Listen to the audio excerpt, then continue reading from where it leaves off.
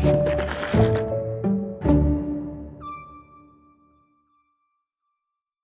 is a lecture series sponsored by the Friends of the Library. We start in September and go through May, and always on the third Tuesday. It's called Tuesdays With, after a 1990s bestseller called Tuesdays with Maury. And it was a great book still to read, and it talks about a relationship between a college student and a professor that continued well after that student's graduation with his degree. And that's why we call it that, because this is a continuing education for all ages. And the lectures that we schedule all through the year are designed to be able to help us to better understand our world in which we live in particular, our community in which we live. And we schedule topics for that very purpose. We're glad to have you all here today. Just a little bit about our schedule we'll talk about afterwards. Today for our January program, first of all, Happy New Year, everybody. Go back to that at the beginning. It's seeing many of you for the first time this year. Tuesday with Jodi Barnes, Dr. Jodi Barnes. And our topic for today is archaeology on South Island, which, as most of you know, is a portion of the Tom Yawkey Wildlife Center. Dr. Barnes is a historical archaeologist currently serving as Heritage Trust Archaeology for the South Carolina Department of Natural Resources. She has a BA in anthropology from the University of South Carolina, a PhD in anthropology from American University in Washington, D.C. She also has a graduate certificate in women and gender studies, University of South Carolina for that, and has previously served as staff archaeologist for the South Carolina State Historic Preservation Office, and also as a station archaeologist and a research assistant professor with the Arkansas Archaeological Survey, a unit of the University of Arkansas. Her research interests the archaeology of the African diaspora, the U.S. home front, and public archaeology. And she's written numerous scholarly articles on her research and edited the book, The Materiality of Freedom, Archaeology, a Post-Emancipation Life. Did I get that title right, too? A bestseller. No. But anyway. The USC Press. Yeah. I'm sure you all have copies you want signed today. Anyway, join me in welcoming Dr. Jodi Barnes. Thank you. Thank you for that introduction, Bob. Thank you for inviting me. Thank you all for being here. The title of this talk is The Archaeology of South Island, a Gullah Geechee Perspective. And I'm a historical archaeologist. Okay, so it is going to work. I'm an historical archaeologist, so this means that my research combines the methods of history and archaeology. So in addition to digging in the dirt and analyzing artifacts, I conduct archival research and oral history to learn about South Island's rich past. As Bob mentioned, today South Island is a part of the Tom Yawkey Wildlife Center, a 24,000-acre heritage preserve in Georgetown County, managed by the Department of South Carolina. I don't even know how to say the agency that I work, the South Carolina Department of Natural Resources, or DNR. How many have visited Yawkey? Okay, so there's a few hands that haven't been raised, so you'll have to work on that. The Wildlife Center is made up of 3 islands, North, South, and Cat. So this is a little awkward for me, but North, South at the bottom, and Cat. At the mouth of Winyah Bay, not far from here. The history of South Island is interconnected with its surrounding islands and river systems, as well as nearby cities and towns like Charleston and Georgetown, and more distantly to Europe, Africa, and the Caribbean. Those interconnections bring me to the most important part of my title, A Gullah Geechee Perspective. Now, I'm a white woman, and I'm not from South Carolina, so my knowledge of the Gullah Geechee is academic. But I think it's vital to tell the stories of the Gullah Geechee, as their lives are an important part of our history. In 2006, Congress designated a corridor that extends from Wilmington, North Carolina, in the north to Jacksonville, Florida, to the south, as the Gullah Geechee Cultural Heritage Corridor. And in the special resource study for its development, the authors noted that many Gullah archaeological sites have not been documented, despite the rich resource that they represent. Archaeologist Carl Steen and I recognized that a lot of Gullah Geechee archaeological sites had been excavated with a focus on slavery or African American life, but at the time archaeologists didn't use the term Gullah Geechee, and similarly many African Americans do not refer to themselves as Gullah Geechee because of the negative stereotypes associated with its history. But archaeology is an important tool to uncover African American and Gullah Geechee past, especially when we work with local people, build upon Gullah Geechee sources, and listen when we may not understand. At the same time, with its emphasis on material things like cast net weights and glass bottle fragments, archaeology has the potential to uncover complicated history that often goes untold. And so this work is collaborative, and I'm grateful for all the people involved, many who are here in this room today. But these ideas are my own, and they may not represent those of the South Carolina Department of Natural Resources. Insert NPR voice there. Carl Steen and I put together a timeline for the archaeology of the Gullah Geechee past that includes the beginnings, declines, and resurgences. And we believe that the archaeological potential comes from its locality where the archaeological research takes place. So let me tell you how this research got started, and then I'll use the archaeological research to talk about each of these time periods. Some of you may remember that in 2017, Hurricane Irma resulted in a combination of storm surge and flooding that produced maximum inundation levels of 3 to 5 feet above sea level along the Carolina coast, causing severe beach erosion. After the storm, a fisherman found a human skeleton eroding from the shore of South Island. He alerted DNR, and they contacted Dr. Bill Stevens, a forensic anthropologist and historical archaeologist with the Richland County Coroner's Office. Stevens and DNR archaeologists excavated the human remains, which was positioned face down in the beach with his clothing preserved beneath him. Stevens determined that the individual is a 16 to 20-year-old black biological male. He was about 5'8" in height, and he had an occupation that placed intense physical demands on his upper body, probably involving lifting and pulling activities consistent with a maritime occupation. Stevens determined that the person died around the 1890s.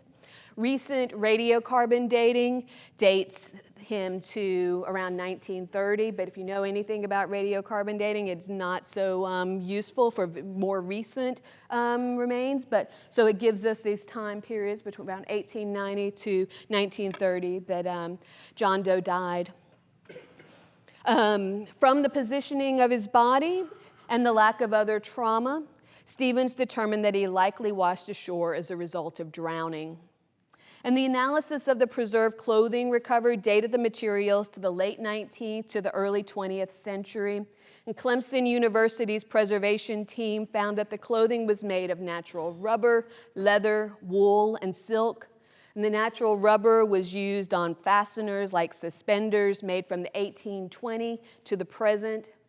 And his clothing was secured with white and pewter-banded Prosser buttons that were made between 1840 and 1909, and gilt buttons, which we were unable to date. The buttons and fabrics suggest that his clothing resemble the fishermen shown in these early 20th century photographs. And many of these photographs come from the Georgetown County Digital Library, and if you haven't used it, you should totally check it out.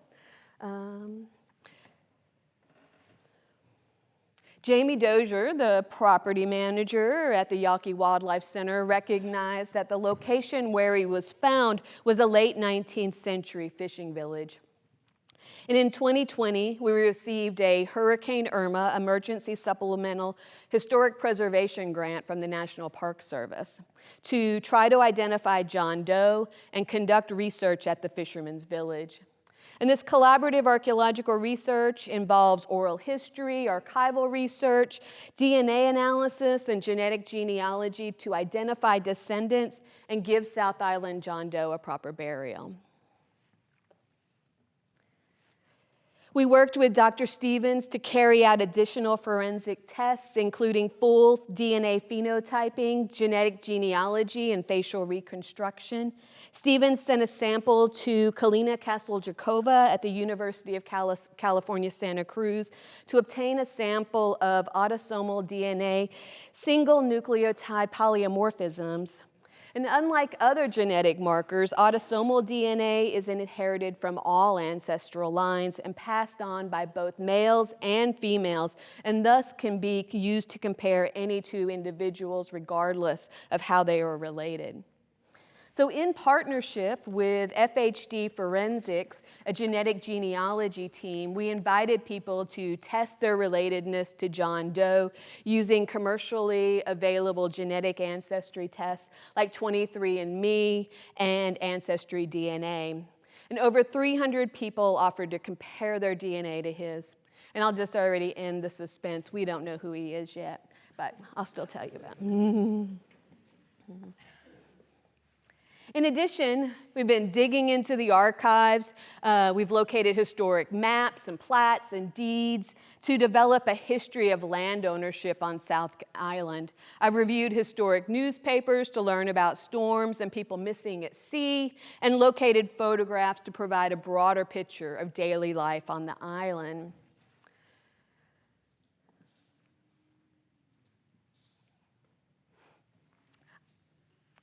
I took this out, but I'll just, cemeteries have been really crucial to doing this research. If you've done African American genealogy research, the documentation is somewhat limited, but cemeteries are the primary sources, right? That's how we're able to find kinship, and so many people have taken me to cemeteries so I can see how we can piece together people who are related to John Doe. And here you see us doing GPR, ground penetrating radar, as a place to, in Maxwell Cemetery on Cat Island, with the possibility of this being where we bury John Doe. Okay. Archaeologically, we completed a systematic surface test collection and shovel test pit survey, or STPs as we call them. We did small little excavation units, about 30 by 30 centimeters, across a 15-meter interval grid. And we used those excavation units, those STPs and surface finds, overlaid on maps like this 1928 plat of the fishing village, to target households for additional testing, where we excavated 22 test units. So let me tell you a little bit about what we learned.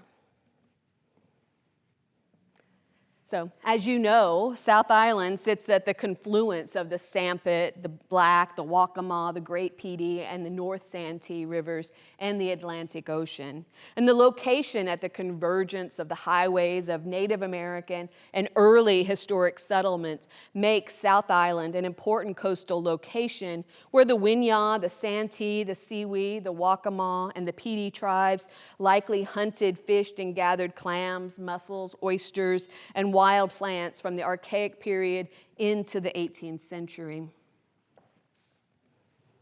In 1526, after exploring the area, Lucas Vasquez de Ayllón, a Spanish explorer, brought enslaved Africans to establish a colony, and his ship, the Capitana, sank in his colony. failed. But today, archaeologists from the South Carolina Institute of Archaeology and Anthropology are looking for the remains of his ship around South Island. With the arrival of British and French immigrants, trade with local tribes continued, and the trade in deerskins and Indians was profitable for traders, but of course the Indians suffered. When John Lawson, a British explorer, met the Siwi at the mouth of the Santee River in 1701, he found a village decimated by smallpox. At the same time, South Carolina slave merchants shipped Indians from the Siwi, the Santee, and other tribes to the West Indies. And during the 1715 Yamasee War, some of those tribes sided with the Yamasee and others sided with the British, with more loss of life. Following the war, a trading post was established on the Platte River near Georgetown to serve the Winyah, Pee, Waccamaw, and Chiraw Indians. And that's an archaeological project we need to work on. Britain granted the territory, the land that Native Americans farmed, hunted, and gathered for centuries to the Lord's proprietors to extend the empire westward.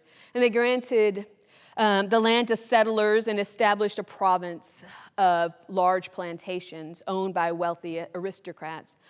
On South Island, French Huguenot Bartholomew, I'm always going to say this name wrong, so whenever I'm in pressure, Gilliard, help me, is that right? Did I do it right? Gilliard, thank you. Bartholomew Gilliard received the first grant for 500 acres in 1710. And Gilliard, who acquired additional land in the area known as the French Jamestown, shown here with the French church, traded with area Indians. And on South Island, we recovered 3 very small glass trade beads in the fishing village excavations, suggesting European trade with Native Americans. But not confirmed. He sold his South Island acreage to Colonel William Rhett, who made journeys from Charleston to West Africa in 1717. After the proprietors lost control in 1719, common people were granted land by head rights according to their ability to cultivate the land. And the number of acres in head rights grants was determined by the size of the grantee's family, including dentured servants and enslaved people. Since the larger the family, the larger the grant, the acquisition of large numbers of enslaved people were encouraged. George Ford, whose father was a weaver turned planter. Whoops, I'm ahead of myself.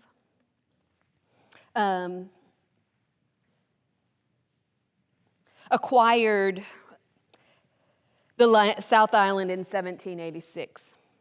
These settlers of English, French, and European ancestry brought with them enslaved African and Afro-Caribbean peoples and the mindset that encouraged plantation slavery. Some of those colonists traded with and enslaved Native Americans, like George Ford's father. So on South Island and in the South Carolina Low Country more broadly, the cultural traditions of enslaved Africans mixed and fused in new combinations with the interactions among those in bondage and between Africans, Native Americans, and European settlers, creating new Gullah Geechee cultures. The slave trade brought peoples of diverse African cultures from various geographic locations on the West African coast and West Central Africa to the Americas. And newspaper advertisements for slave markets and runaways regularly referred to people from the Gullah country. And this region where large numbers of people were captured was colonized by the Portuguese in the 16th century and termed Angola or Angola. And the people who lived in this large expanse of land were separated from their families and shipped to the Caribbean and the Carolinas to labor on plantations.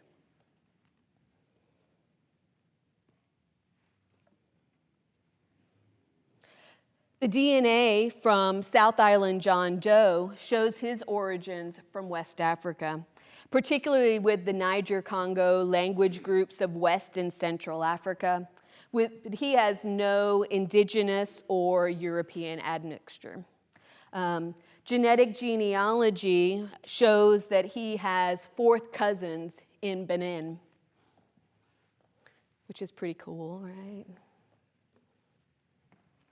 At Ford's Point, the plantation owned by George Ford on South Island and other low-country plantations, Africans were sought for their technical knowledge and skills in rice cultivation, and enslaved rice growers brought the established knowledge systems with them.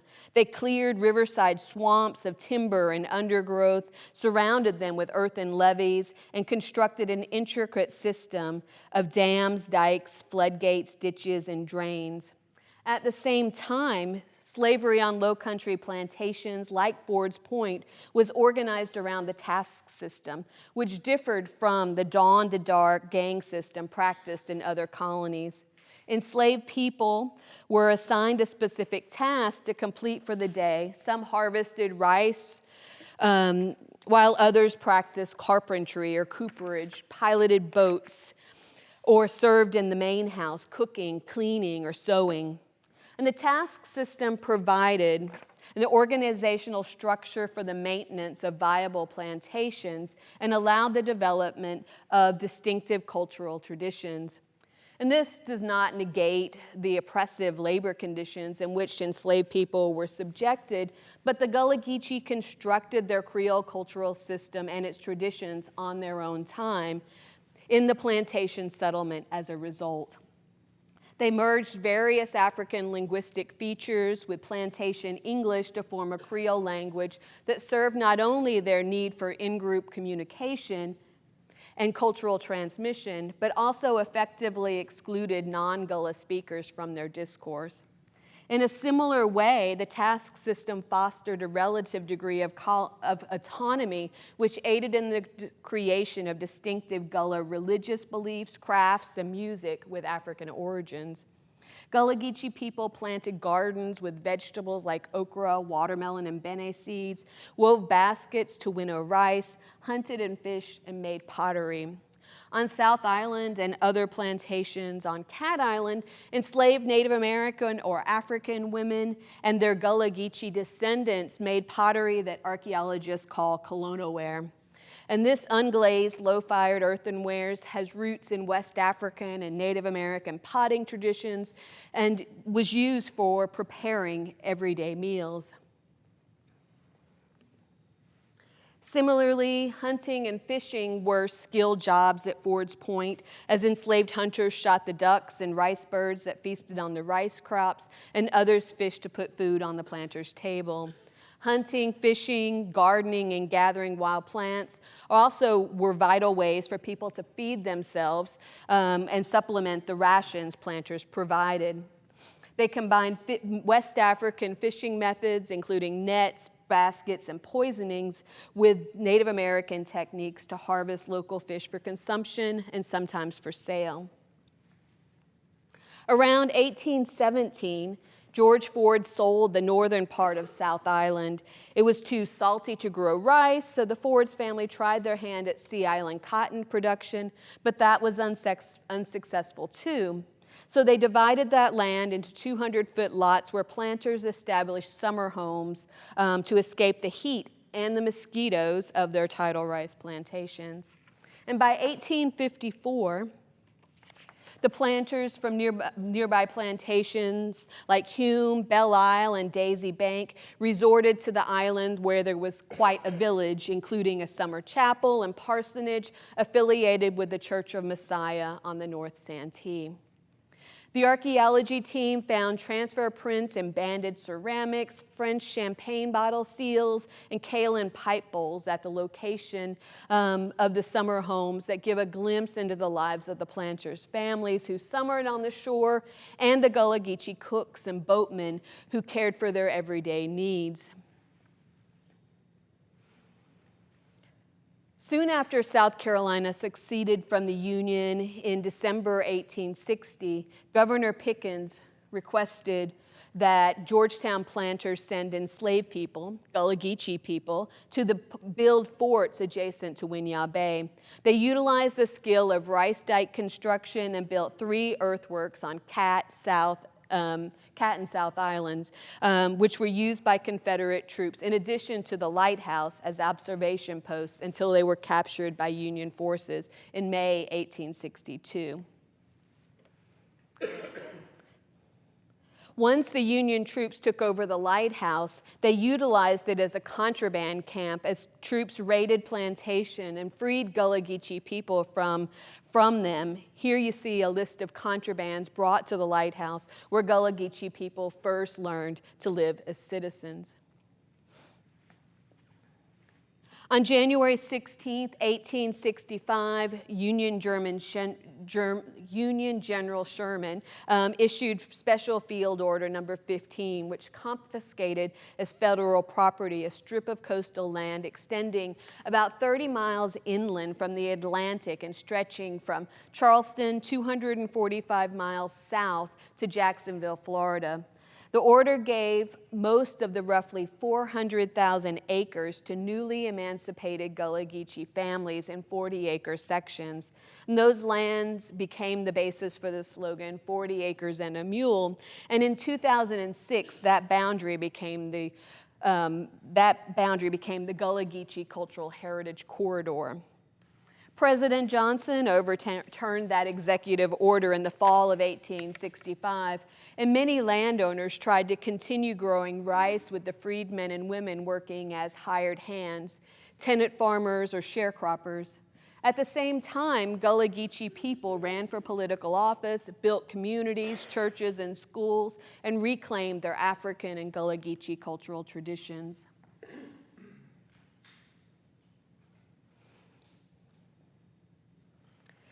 Many people stayed on South Island, and when they were able to purchase land, they tended to buy on their home plantations. On South Island, some Gullah Geechee men and women bought land in what became the fishermen's village. Deed research shows that in 1877, Maria Smith acquired Lot 16 that was formerly part of Daisy Bank Plantation. She was looking to the future when she added her daughter, Mary, to the deed instead of her husband, Henry, who was a carpenter. The family acquired a set of dishes that were made in England by the New Wharf Pottery between 1891 and 1894.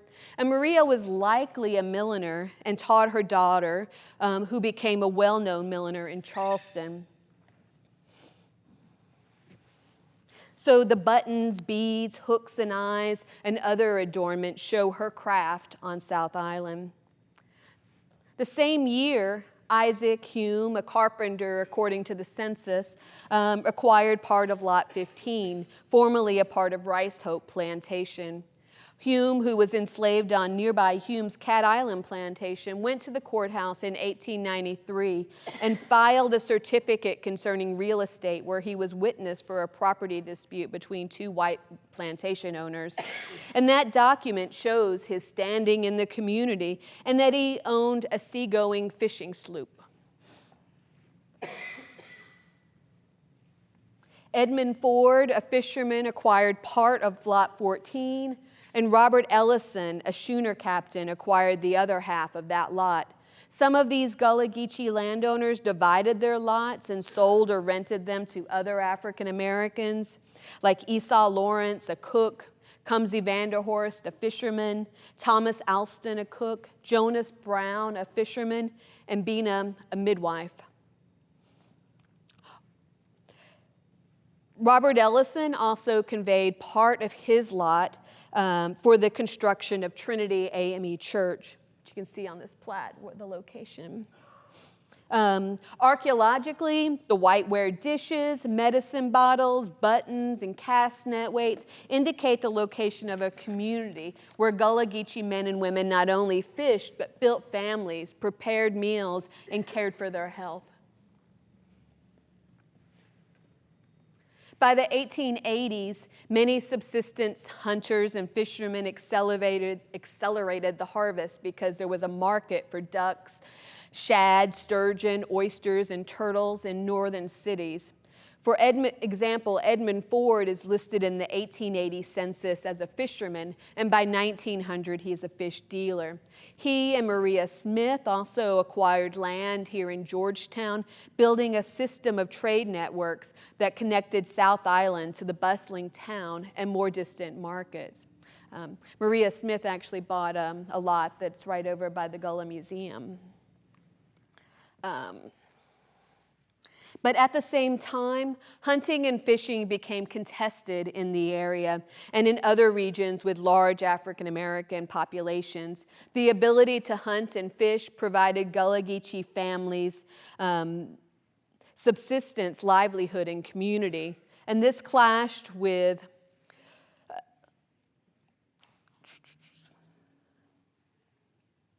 Sorry, I lost my place. This clashed with planters' expectations of proper black behavior, particularly the ability to avoid permanent labor in the service of white plantation owners. As a result, they passed trespass laws, enacted game and fish limits, and created monopolies on the market to limit Gullah Geechee people's subsistence options and thus better control their labor. Edmund Ford took out a loan for $100 from the Chesbrough brothers, a company from New York, to equip his fishing business. When Ford could not repay the loan within their terms, the Georgetown County Sheriff levied upon Ford's land and sold all 3 lots. Gullah Geechee Congressman Jonathan Baxter purchased Ford's lot from the sheriff and sold it to Alexander Jones, a fisherman, and Thomas Alston, a boatman, as people continue to seek opportunities away from the plantations. At the same time, with increased urbanization and growing northern markets, Georgetown experienced an influx of northerners and immigrants from Germany, Sweden, and Norway. And one of those, J.E. McQuaid, a Canadian, moved to Georgetown from New York. And he's listed as a meat cutter in the 1900 census and a fish dealer in 1910. And by 1913, he was one of 4 fish shipping houses in the area. By 1917, McQuaid and other fish dealers purchased 7 lots on South Island, previously owned by Gullah Geechee men and women. They avoided paying the city licensing fee for shipping by packing their fish on South Island. Just like rice planters sought Gullah Geechee people to work in their rice fields, these fish dealers sought deep-sea fishermen to labor on the boats and in their fish houses. As independent fishermen, African Americans threatened southern wildlife and white men sporting privilege, but as dedicated servants, they became valuable sources of necessary labor and vibrant symbols of the idealized antebellum South.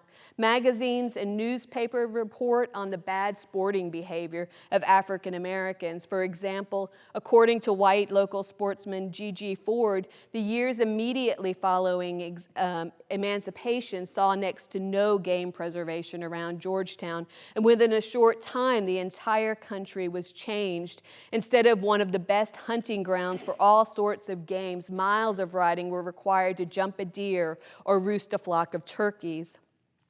Linking African Americans to the South's perceived fish and game shortage in this way became a favored technique of contributors to magazines like Field and Stream, despite the hunting of the emerging resorts owned by white sportsmen. Wealthy white businessmen increasingly consolidated plantation lands for hunting and fishing resorts. In 1903, E.P. Alexander purchased Ford's Point and consolidated land of Cat, North, and South Islands as the South Island Gun Club. The South Island Club, no gun in that title. In 1912, a group of Northerners associated with the DuPont family organized the Kinloch Gun Club, and the group purchased a tract of 9,000 acres that consisted of 13 rice plantations, including a lot on South Island. Some rice was grown to attract waterfowl, but as Scott Giltner pointed out, these hunting resorts fueled a coastal tourism industry. Visitors journeyed to the Carolina coast, seeking both ready supplies of fish and game and an authentic Southern experience that included the presence of African Americans. The men and women who worked at these clubs also owned land on South Island. Adam Stemus, who owned a part of Lot 14, managed the South Island Gun Club for E.P. Alexander, where President Grover Cleveland was frequently his guest, while Esau Lawrence, who owned another part of that lot, worked for the Kinloch Gun Club. These men and women who worked as cooks, hunt drivers, and guides created a vision of mythical antebellum South while they created lives for themselves. Similarly, J.F. Bourne, a white sportsman, opened a fishing resort on South Island. The state newspaper recounts numerous fishing trips from Bourne's resort with their Gullah Geechee fishing guides. Cumsey Vanderhorst, who owned a lot on South Island, was mentioned as a guide who caught a 25-pound bass on one of Bourne's fishing trips. His son Porter also worked as a fishing guide for Bourne, with mentions in the newspaper for his catches. South Island John Doe, depicted here by Senior Special Agent Deborah Goff, a forensic artist for SLED, lived during this time. In the oral history interviews I conducted, people talk about drownings and people being lost at sea during storms, hurricanes, or accidents as a part of everyday life as fishermen living on the island. So as individual Gullah Geechee people sought to control their own labor, acquire land, and expand rights as citizens, they faced the hazards of the environment and a Southern culture that was resistant to change.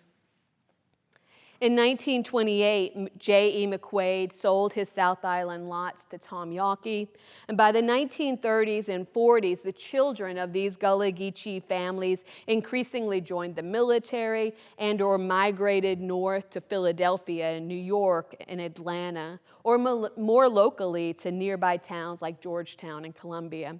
And by 1953, the Gullah Geechee people who maintained title to their land sold it to Tom Yawkey. Conservation and development limited access to traditional fishing and hunting grounds, and the forces of modernization pressured many Gullah Geechee to lose their dialect and traditional ways of life, especially after the civil rights struggles of the 1960s. Schools were desegregated, standard English was taught, and the Gullah Geechee language was rigorously denounced. Today, there are some Gullah Geechee fishermen in the area, but climate change is increasingly threatening their livelihood. At the same time, the Gullah Geechee Fishermen's Village and other sites that tell the Gullah Geechee stories are rapidly being lost because of climate change, erosion, and sea level rise. Current research shows that the short-term erosion rate is higher than the long-term erosion rate at the fishing village and the entire shoreline of South Island that was analyzed. Shoreline modeling predicts that South Island will become swamp and open water in the next 10 years. So this research underscores the need to make climate change an integral part of strategic and operational planning and to address Gullah Geechee heritage at risk. But at the same time, we hope this research, which is engaging descendants in their history, will contribute to the celebration of Gullah Geechee history and culture along the Gullah Geechee Heritage Corridor and the Gullah Geechee Seafood Trail. The materiality of the cast net weights and the newspaper archive provide a glimpse into the lives of the Gullah Geechee men and women like Robert Ellison and Maria Smith, and the ways they established a community on South Island while reimagining their lives in the South in the late 19th century. For John Doe, we have identified descendants on his maternal and paternal lines, but the first sample of waterlogged DNA was not matchy enough, to use a good scientific word, to determine who he is yet.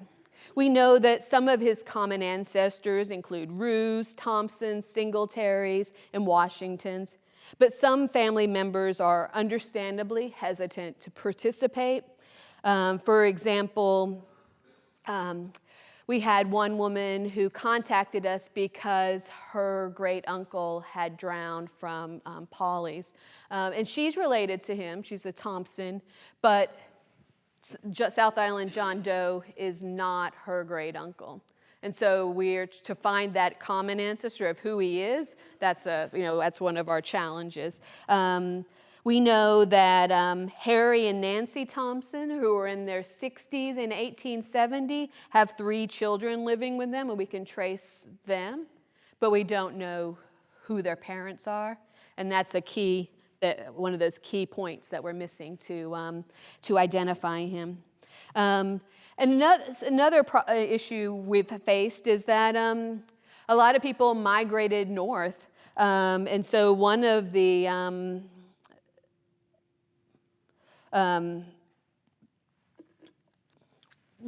families, I was trying to think how to say this. Another common ancestor of John Doe are the Singletaries, John and Sally Singletary, who lived in Lake City. She died in 1922. He died in don't quote me on this, 50-something date, in Lake City. And they're related to John Doe. And we have people who are related to him in Rochester, New York, but getting people to talk to us in Rochester, New York is challenging. We can't go knock on doors, and we can't, finding people who, I've been very blessed that people have made introductions for me. Like if I really am looking into this person whose last name is Rude, do you know them? Could you introduce me? And I'm so grateful for people who have done that. But that's not as easy to do in Rochester, New York. So we've also extracted and sequenced another DNA sample, but this type of research does not happen as quickly as it does on TV shows like NCIS or CSI. So if you're just, let me just tell you that. So we wait. And South Island John Doe has brought the lives of the Gullah Geechee people to the attention of DNR and helped us tell this story. So stay tuned as we continue to learn more, because we want to say his name and give him a proper burial. Thank you, and thank you to all the people who've shared their family stories, I might cry, who have shared their DNA, and who have shown me cemeteries, and who continue to teach us about life on South Island.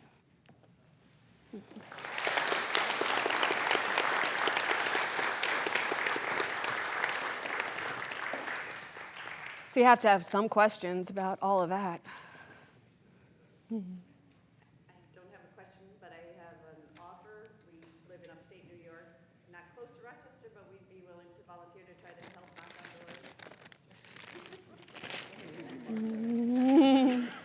I'll give you my card, but these. Okay. Did you say the last name was Rue, R-H-U-E? Rue, R-H-U-E. You've interviewed some Rue families? And it's not as,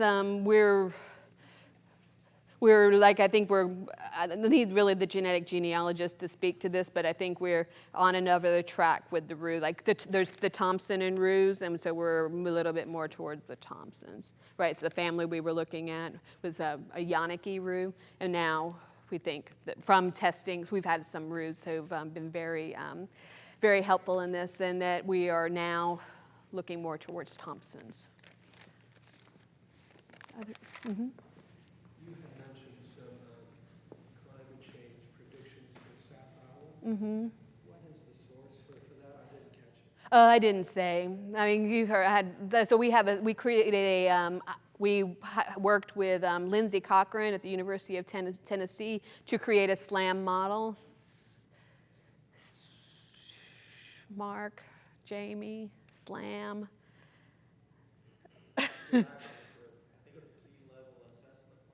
Yeah, so sea level. Yeah, so it uses wetland data to create a model. There's a lot of issues with ours, and so that could be a whole nother talk. And so, but it does give us some things to think about. We're using other criteria to decide which sites are at risk, but that is one of the things. And I'm happy to show it to you. And you said that South Island is going to become, Wet marsh and underwater. That's what it's the model shows. That's what it shows. Oh, absolutely not.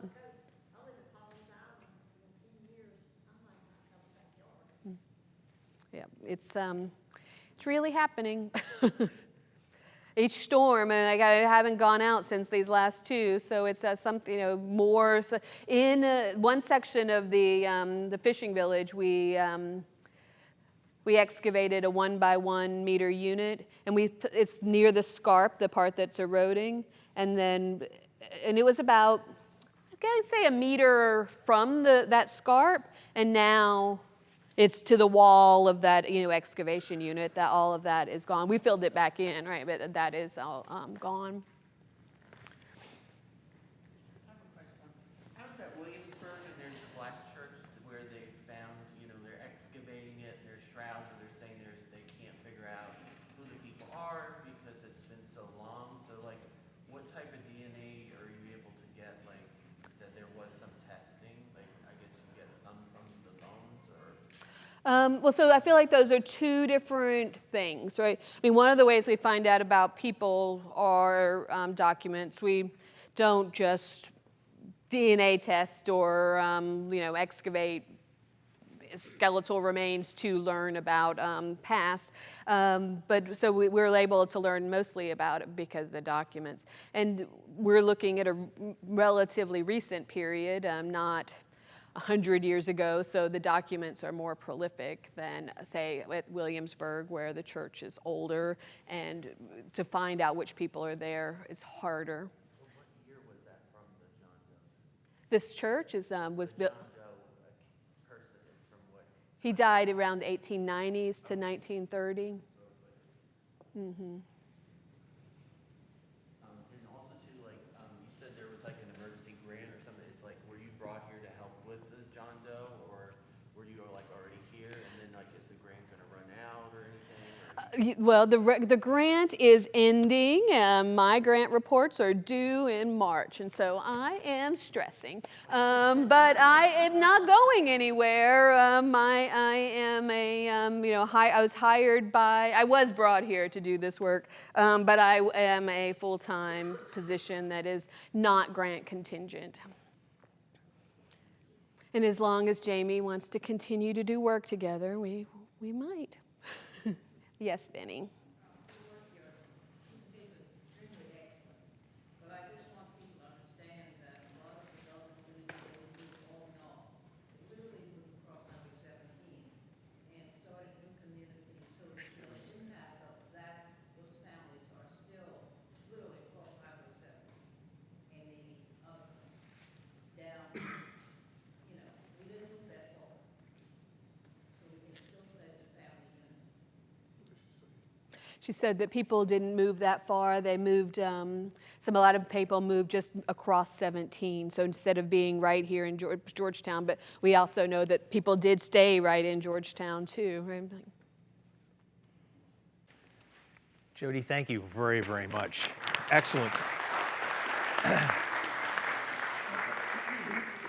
It is our fault that you were not able to see all of those visuals today, but I want you to know that Jodi's given us permission to put this, we've videoed this presentation, and in the video we will have all of this somewhere within the next week, we're hoping. I'm looking back to Aaron, who's our tech person. Sometime in the next week we'll have that posted on the library webpage of the presentation, so you'll be able to get, this was outstanding. And just the passion, the heart, the emotion, that's very special, of what's been involved in this research and where it's been going. Excellent thing here just in our own neighborhood to be able to understand and appreciate a very significant, a very important part of our culture here in Georgetown. As I mentioned, this is a part of a series on the third Tuesday of each month. We'll be here at the Wynne Auditorium. I do want to express appreciation to the Wynne Auditorium people. It's just been a wonderful hospitality. Mr. Jodi Barnes, who is the director here of the auditorium, has been so very gracious. We were homeless at the library without our auditorium, and they have taken us homeless friends of the library and allowed us to have a location to meet all through these months, and it's been so very, very especially appreciated. But we'll continue. We have a schedule that we placed at the back there for you to pick up so you know what our schedule is. On February 20th, Tom Strabeck, who is the technical assistant at the Horry County Museum, is going to be speaking on historic African American sites in Horry County, in our neighboring county, and that's an important part of the history as well to know. On March 19th, Eunice Brown, who is a local poet, attends Bethel AME Church, is going to be here and speaking from her book, Melodies of the Heart. Has done some beautiful poetic work, and I think you'll enjoy that morning together. On April 16th, Jason Flynn, horticulturalist and geologist, I didn't mention that and I should have, at Brook Green Gardens is going to come to speak. You don't often think of geology with Brook Green. There actually is a geologic display at Brook Green. You have to go find it. But it's a very interesting one in addition to all the beautiful horticulture that's there. But Jason's going to be coming and speaking on geology, ecology, and the environment. And then on May 21st, Don Quattlebaum, president of White House Farms, is going to be talking about growing rice in Georgetown. I think we've got a great schedule, and I hope you'll join us on those. Those dates are all here. A couple of other things to mention on February 27th at 4:30 over at the Howard Center, where we have our temporary library facilities. We're going to be having the annual meeting of the Friends of the Georgetown Library. And we have a brief business meeting, but we've also asked Steve Williams to come and speak on his recent book that he's published on the relationship between Harriet Tubman and James Bowley. And I hope you'll come and join us on that occasion as Steve will be speaking. We'll get the business out of the way as fast as we can. But Steve is just an excellent speaker and excellent writer. And then finally, our community yard sale, something that we sponsor twice a year, the Friends of the Library, is going to be on Saturday, March 16th, rain date the 23rd. That's over at the courthouse parking lot behind the library building. And that's been an excellent opportunity for people to sell things they've been wanting to get rid of. Last fall, when we had our last one, we do one in the fall and one in the spring. Last fall, we had over 30 families that were there selling an awful lot of wonderful stuff they didn't want, but you did. So we hope that you'll come and join us. All those dates are on this sheet, and if you pick up a copy as you go out this morning to join us for the additional dates. And then also membership in the Friends of the Library. It's very inexpensive, just $12 an individual or $20 for a family, but that helps to support what are the programs. All we do with the Friends of the Library is toward the children's reading program at the library, supporting those. So good to have you all here today. Thank you so very much again, Jodi. Wonderful presentation.